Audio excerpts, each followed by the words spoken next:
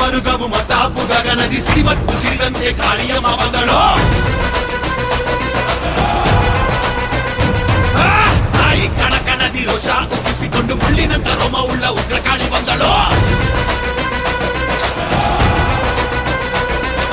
ಮೈಯ ಬೂದಿ ಘಮ ಕುಡಿಗೆಯಲ್ಲಿ ಬಿಸಿ ರಕ್ತ ರುಚಿಗೆದ್ದ ಕುಳಿಯಂತೆ ಕುಡಿದು ಕುಡಿದು ಬಂದಳು.